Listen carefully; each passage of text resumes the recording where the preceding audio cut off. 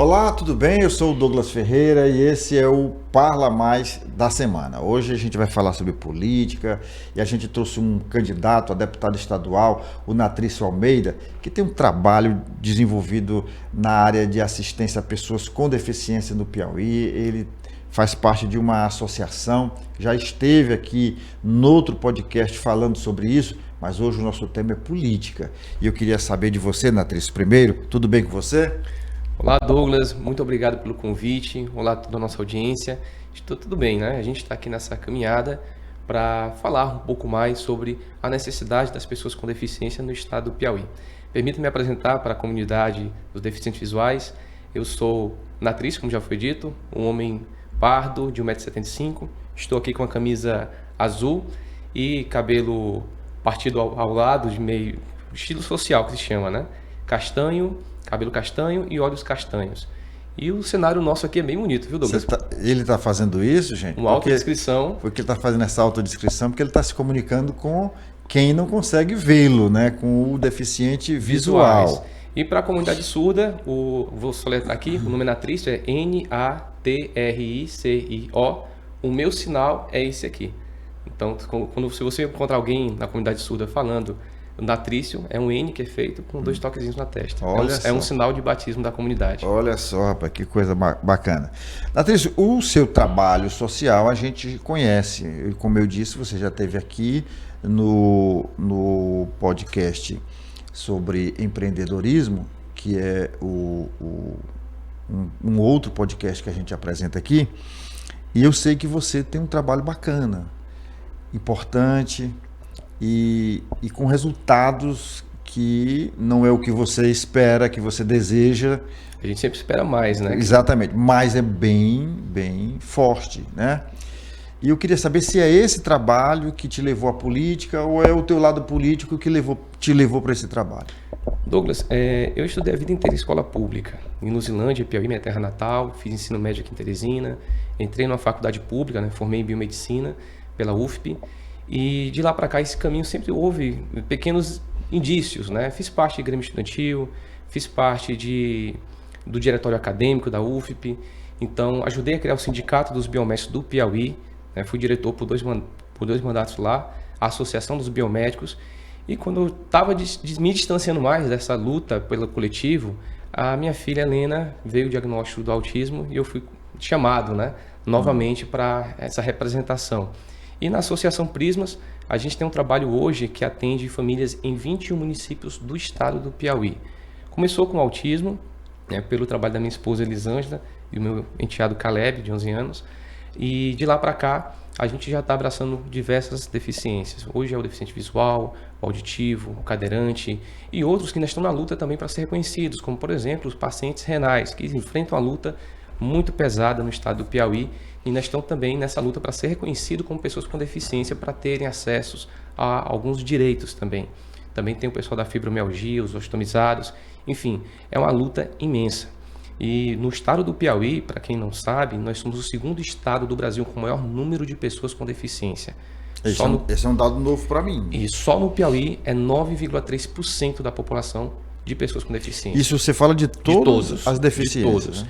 E uma pessoa com deficiência, para quem tem na família, sabe que é muito trabalho para se dar o cuidado adequado, né? Para chegar em algum lugar, para ter uma terapia, para ter uma consulta. E nós nem falamos ainda das deficiências transitórias. Existem deficiências que são definitivas. Por exemplo, criança nasceu com síndrome de Down, definitivo, genético, a vida inteira. Cadeirantes, cegos, surdos também têm essa mesma situação. Mas há a deficiência que poucos falam, que é a transitória. Qualquer pessoa, Douglas, em qualquer momento, pode precisar de uma muleta, de uma cadeira de roda, de forma provisória ou definitiva. É verdade. Eu tenho um colega de ensino médio que ele ficou cego aos 18 anos, caiu um produto químico no olho e de lá para cá ele aprendeu braille, reformulou a vida dele nos estudos por conta da deficiência. Então, quando a gente fala de inclusão e respeito, a gente não está falando apenas dos nossos filhos autistas. A gente está falando de toda uma rede necessária para que qualquer pessoa precise. Quando a gente vai chegando numa certa idade também, a visão vai ficando mais fraca, a audição também, a mobilidade fica reduzida. Então, o futuro nosso é precisar desse apoio, é precisar de uma rampa, é precisar de um áudio um pouco mais pausado também para ajudar essas pessoas. Eu sei e entendo o que você está falando, porque na minha família tem 4 pessoas com deficiência visual. Todos, aliás, desculpa, dos 4, 3 ficaram cegos depois de adultos. Seguirá para o resto da vida. Só uma prima, a Jane, foi que já nasceu cega. E não é filha dos cegos. Olha aí. Não é filha dos cegos. O pai, meu tio, Odali Ferreira Soares, enxerga muito bem, a mãe também. E eu sei dos problemas que é você ter uma família com alguém com deficiência. E essas pessoas que eu estou falando, meu tio, inclusive, o Sebastião Ferreira Soares, foi o primeiro cego a passar no vestibular no Piauí. Foi o primeiro cego a conquistar um diploma superior no Piauí. Olha. E é um dos fundadores da Associação dos Cegos. Ele é falecido, tem poucos anos, já é falecido, mas foi um dos fundadores da Associação dos Cegos, né? Foi presidente várias vezes, teve um outro irmão, engraçado, são 2 irmãos, o mais novo e o mais velho. E ambos tiveram retinose pigmentar, que é a doença. Sim, a retinose, que já é bem complicado. Né? Inclusive o meu tio mais novo, ele era doador de córnea. O cego era doador de córnea, porque a córnea dele era perfeita. Mas a retina não funcionava. A retina que não funcionava. Então, assim, eu estou falando isso porque eu acompanhava, eu me lembro quando ele começou a estudar o Braille, eu ajudava ele nessa tarefa. Na época até aprendi alguma coisa. Hoje eu não lembro, desafio imenso. Hoje eu não lembro mais nada. É um desafio imenso. No caso lá eu estudei aqui no Colégio Barão de Gurgueia, aqui no centro de Teresina, na escola pública, onde funciona ainda. E lá Mudou de prédio só, né? Mudou de prédio, lá no ensino, primeira vez que eu tive contato, né, com um colega cego, deficiente visual. E o Bernardo chegava com uns papeizinhos e com carbono. Aí falou, pessoal, quem tem uma letra bonita? Aí tinha as meninas que tinham letra mais bonita, minha caligrafia não era tão boa assim, confesso. E as meninas escreviam a atividade que o professor passava no quadro e botava uma folha embaixo, o carbono, e botava uma folha para ele. E quando terminava aquele trabalho, ele levava para a Associação dos Cegos, que transformava aquelas escritas em braille, as anotações, para que ele pudesse aprender e fazer a prova. Então, olha o trabalho que uma pessoa cega, né, pessoa com deficiência visual.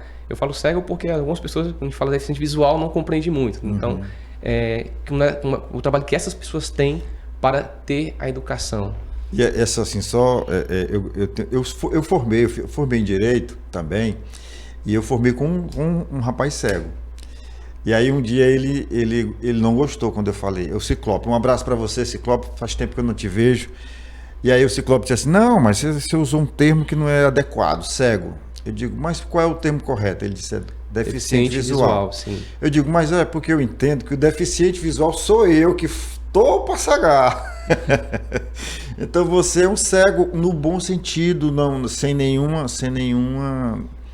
digamos assim, sem nenhum preconceito, né? Exato. A gente fala ainda alguns termos que não são adequados para que as pessoas compreendam. Por exemplo, no caso do Bernardo, eu reencontrei ele agora depois de um tempo, eu fui à casa dele perguntando, aqui mora algum deficiente visual? E as pessoas não estavam entendendo. Quando eu falei o termo, olha, eu sei onde é.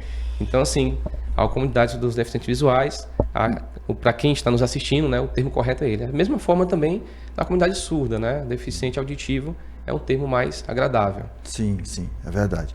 Bom, você disse que a instituição, a Prismas, ela não trabalha hoje apenas com o autismo, né? Mas com várias deficiências. Mas na questão do autismo, tem um dado que me chamou a atenção, eu queria que você confirmasse ou não, é de que existem no Piauí apenas 2 psicólogos neuropsiquiatras infantis, é isso? Exato. Então, no Piauí, a gente tem uma carência imensa de profissionais para dar a assistência adequada, não só para o autismo, mas para diversas outras deficiências. Então, a gente até fala muito, né? Tem muitas pessoas que falam, eu estou com vocês, eu sinto o que vocês sentem, mas essas pessoas têm condições de levar um filho para os Estados Unidos, para São Paulo, pagar particular um especialista, mas 82% das pessoas com deficiência são pessoas em situação de vulnerabilidade. E a nossa caminhada na política está vindo justamente por isso, porque nós não temos as pessoas que nos representem de fato, que saibam o que é um SUS, sem especialistas e com a demora na fila, que saibam que é uma escola pública, sem apoio inclusivo, sem um AT, um AP, um AI, saibam a urgência da medicação, da intervenção profissional, porque no autismo a gente tem a janela da poda neural. Então, enquanto planos de saúde, o SUS demora para dar o atendimento adequado, a criança ela vai aumentando a rigidez cognitiva e o avanço fica perdido. Então, com 3 anos vem a primeira grande poda neural no autismo, e essa poda ela é muito severa. A minha filha Helena, por exemplo, ela falava papai, mamãe, subiu, desceu, imitava animais, mas com a poda ela veio a parar de falar, e até hoje não fala. Então, da mesma forma, tem crianças que param de caminhar, crianças que param de ter o foco de olhar para alguma coisa, de apontar. Então, essa poda ela é muito severa. E acontece novamente com 8 anos, e há estudos que dizem que também tem outra poda com 18 anos, que levam até uma esquizofrenia, se não houver o tratamento e o apoio adequado. E nós já cansamos de estar lutando, falando a mesma coisa e não sermos ouvidos. Período de campanha aparece muita gente falando que veste a causa, que apoia a bandeira, mas onde é que essas pessoas se encontravam quando cortaram os benefícios, quando a gente está lutando para que haja um apoio adequado? Esse corte dos benefícios atingiu muita gente. Muita gente, né? Muita gente. Não só o autista. Quando fizeram os planejamentos financeiros, eles fazem uma cotação um ano antes e eles colocam que eles querem cortar de gastos, né, para melhorar o gastos do próximo ano. E nesses cortes, a gente viu que eles iriam cortar os benefícios do INSS, do PPC-LOAS e de pessoas com deficiência. E foi uma luta imensa. Aqui no Piauí, a gente não teve o apoio necessário, tem que ser bem sincero. Alguns até nos receberam, ouviram, mas a voz não foi ouvida da forma correta. Ninguém se posicionou. Se você buscar, há 2 anos atrás, não houve esse posicionamento. E a gente falou para as famílias no grupo. Nós da Prismas, né, fazemos parte do grupo da mobilização nacional que estava se movimentando por isso. Quando as famílias se uniram a nível de Brasil e gritaram, foi que eles pararam a análise do orçamento e foram ver. No texto original, iria ser cortado de cara logo para pessoas com deficiência auditiva e síndrome de Down.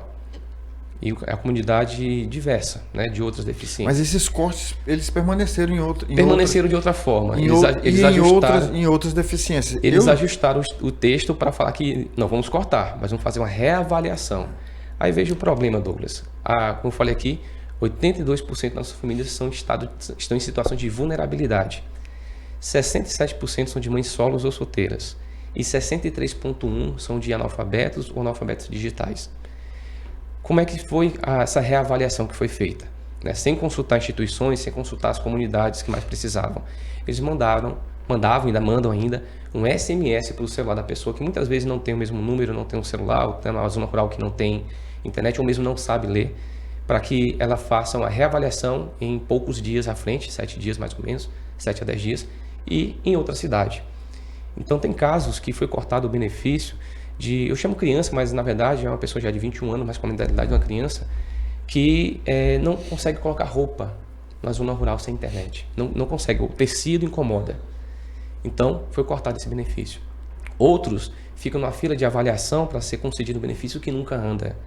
Então a situação da comunidade PCD é essa. E eu conheço 2 casos específicos, e até já trouxe um desses casos aqui. É um atleta de jiu-jitsu que aos 3 anos de idade ele teve um problema, uma doença, e ele teve as 2 pernas amputadas. Então, como é que você vai rever um benefício de alguém que não tem as 2 pernas, né?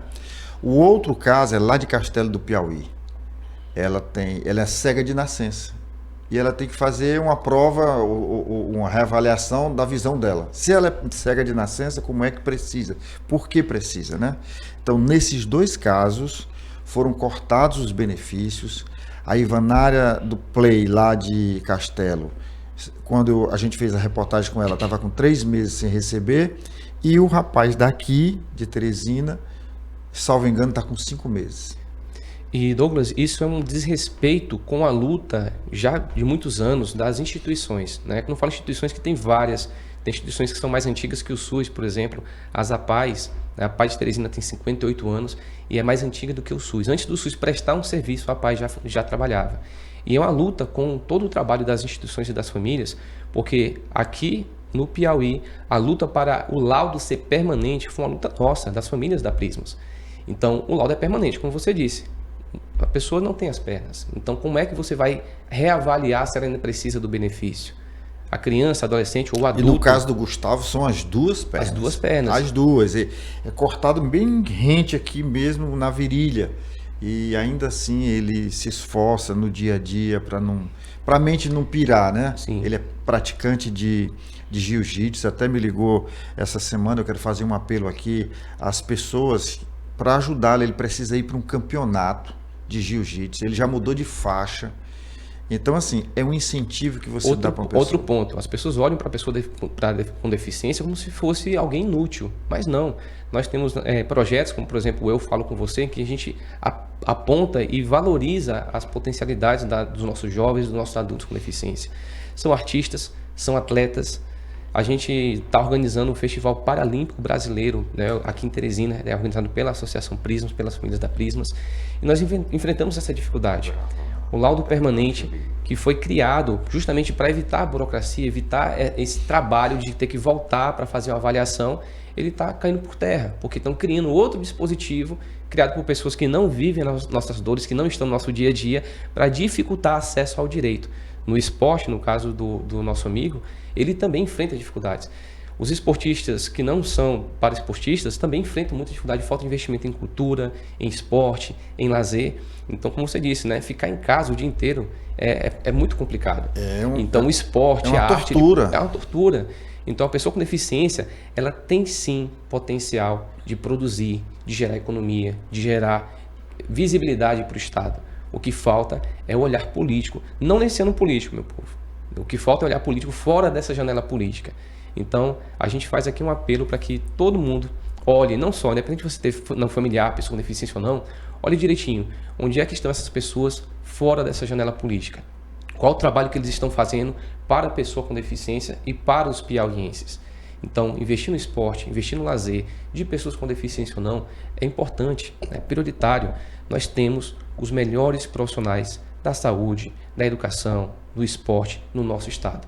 A gente não precisa pegar gente de fora. O que falta aqui é investimento, é prioridade política. É isso que você quer levar para a Assembleia? E é isso que a gente está levando para a Assembleia, a voz do povo. A gente veio até aqui não por um desejo próprio. Eu não venho de família política, né? Eu venho de uma família muito trabalhadora. Meu pai, padeiro, já foi agricultor, né? Faz muitos bicos. A minha mãe é professora, já trabalhou em casa dos outros. Como falei aqui no começo, Douglas, da vida inteira escola pública. Enfrentei várias dificuldades na escola pública para conseguir chegar a um ensino superior, porque há necessidades, não pelos professores, os professores, pelo contrário, eles muitas vezes tiram do próprio bolso para ajudar o aluno, mas não tem a valorização necessária. E ao chegar agora, a gente teve esse chamado das famílias de pessoas com deficiência, das instituições que estão há tanto tempo sem ter o respeito adequado, e nós estamos nessa caminhada para fazer nossa voz ecoar, que nós merecemos respeito, com inclusão e um respeito também para a nossa saúde, para a nossa educação e para fazer um Piauí mais justo para todos. Como é que está a campanha? Bom, a campanha está bem corrida. Tem dia que a gente tem várias agendas, a gente não consegue almoçar às vezes, mas a gente está sentindo o calor das pessoas, como sempre, né? A gente não está nessa caminhada de agora. Então a gente está voltando para aquelas pessoas que sempre puderam contar com a gente nas madrugadas, precisando de um apoio, né? Em casos diversos, né? Que a gente não vai nem se prolongar muito aqui, mas tem muito caso de violência com as famílias PCDs, muito caso de desrespeito. Então a gente está voltando e conversando com as pessoas e muitas delas falando, olha, ainda bem que apareceu alguém que entenda o que a gente entende. Porque quando passa o período político, a gente sabe que eles vão sumir. Então a gente está aqui nessa caminhada com muita humildade, pedindo para que vocês conheçam não só o trabalho do Natrício, mas também das instituições que estão aí prestando um serviço que o governo não consegue fazer. As instituições são um braço de onde o governo não alcança. E sempre os problemas surgem primeiro nas instituições. Cansamos de ir para congressos internacionais e falar de situações diversas. Por exemplo, a gente chegou a falar no Congresso de Saúde Nacional de que as crianças PCDs, autistas em especial, elas estão menstruando mais cedo, por questão hormonal, por questão genética. E os médicos, né, os profissionais ali falaram, não, vamos avaliar. E começaram a fazer estudos e perceberam aquilo que a gente já falava antes, que as famílias de pessoas com deficiência têm que se preparar, porque pode chegar a menstruação mais cedo. A mesma forma a gente está falando de que se não houver o atendimento adequado para a pessoa com deficiência em geral. Essas crianças vão virar adolescentes e depois adultos, e se falam muito da criança e do adolescente. Mas a realidade é que quando a pessoa com deficiência passa dos 16 anos, ela é desligada automaticamente da assistência do Estado. Era isso que eu queria fechar nossa conversa com isso. Quer dizer que essa assistência que o governo presta encerra aos 16 anos, é isso? Sim, porque não há uma política pública no Estado voltada para o adulto com deficiência. Não temos um mercado de trabalho preparado. As terapias são mais difíceis para essas pessoas, o atendimento é mais difícil. É como se existisse a deficiência apenas... eu até falo, né? O pessoal imagina muito que o pai, a mãe, as pessoas com deficiência ou autista vivem no mundo de arco-íris, né? Porque vê a criança, vê o colarzinho, chega na fase da adolescência que o adolescente não quer usar mais o colar de identificação, porque pode sofrer bullying, porque ainda há muito preconceito na escola, entre os coleguinhas. Então, não é que a gente queira, né, que fique com o colar a vida inteira. Acontece que é a questão da evolução mesmo. Você brinca com carrinho na infância, mas depois você não quer mais brincar de carrinho. Então, quando se passa para a idade adulta, a assistência do Estado, ela some. Não há a inclusão. A gente luta por apoio inclusivo nos primeiros anos escolares, mas esse apoio deve acompanhar a pessoa no ensino médio, no ensino superior, e não há políticas públicas voltadas para essa pessoa. Então, quando se passa dos 16 anos, a assistência some. É como se existisse apenas a criança com deficiência e não o adulto com deficiência. E temos aí adultos esportistas que trabalham em várias áreas, né, em cozinha, surdos com formação superior magnífica, mas que não tem um mercado de trabalho preparado ainda para que esse profissional tenha dignidade de ganhar o próprio dinheiro com conhecimento que foi muito penoso. Eu confesso para vocês, conseguir um ensino superior, conseguir se formar é muito trabalhoso, né? O ensino médio, mas imagina para uma pessoa com deficiência visual. Imagina o trabalho dobrado para uma pessoa com deficiência auditiva, para um autista, para um cadeirante. Então as dificuldades são muito maiores, as barreiras são imensas. E a gente está aqui levando o nosso nome, né? A Natricio está levando o nome para a Assembleia Legislativa, para que a gente faça esse olhar de futuro, né? Não uma propaganda, mas que a gente tenha um trabalho de entrega real, porque dizer que está fazendo é muito fácil. Eu quero ver o resultado lá. Quero ver as pessoas com deficiências no mercado de trabalho, né, podendo fazer o que elas fazem de melhor. Toma um pouquinho de água, deixa eu me comunicar aqui com nossos internautas, dizer que esse é o momento que, se você recebeu esse link de alguém, de alguma instituição, se você ainda não é inscrito no nosso canal, você aproveita, se inscreve agora. E você nos ajuda a compartilhar, você já sabe, manda para o grupo de WhatsApp do trabalho, da família, da igreja, da escola, da associação de moradores, também do condomínio onde você mora, manda para Deus e para o mundo, tá bom? Esse é um tema muito bacana, importante e que diz respeito a muitas famílias no Piauí. São famílias que muitas vezes não têm conhecimento do que foi colocado aqui. Você conhece alguém? Manda para ela também, tá bom? Bom, estamos chegando ao final, Natricio, estamos chegando ao final, mas eu quero que você olhe para essa câmera aqui e deixe o seu recado. Aquele recado para quem não conhece ainda ou não valoriza o trabalho e não conhece os direitos das pessoas com deficiência. Um recado que eu, primeiramente, agradecer pelo momento, Douglas, muito importante, e reforçando o seu convite, né, para que divulgue no grupo da família. Eu não tenho uma pessoa com deficiência, mas às vezes tem alguém no grupo da família que precisa de informação, até mesmo para a gente não tratar essas pessoas no dia a dia de uma forma capacitista, né, distanciando as pessoas do nosso convívio. E a minha mensagem para você que está nos acompanhando, que vai divulgar esse material, é que pense com carinho na escolha futura que nós faremos.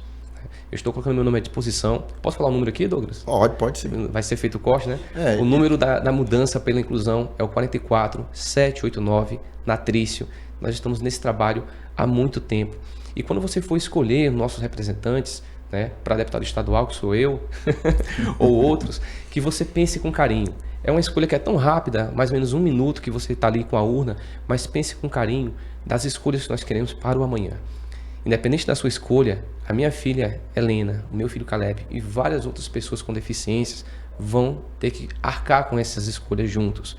Então o que a gente precisa é de um Piauí com mais respeito e mais inclusão. E como foi dito aqui no começo, qualquer pessoa, independente de ter parente com deficiência ou não, qualquer pessoa pode precisar de um SUS que funcione na emergência, de uma escola pública de qualidade. Todos nós precisamos desse respeito e desse acolhimento.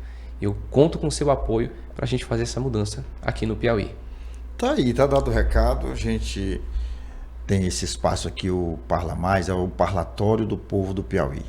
Então, todos aqueles que estão hoje em campanha e que têm projetos e propostas para o desenvolvimento do Piauí e para a ascensão do nosso povo, tem espaço aqui. Muito obrigado por ter aceito o nosso convite. Desejo sucesso para você. Obrigado, Douglas, e nos vemos na próxima. Na próxima. Gente, você já sabe, toda semana tem um episódio novo. Eu conto com você na semana que vem. Até lá. Valeu.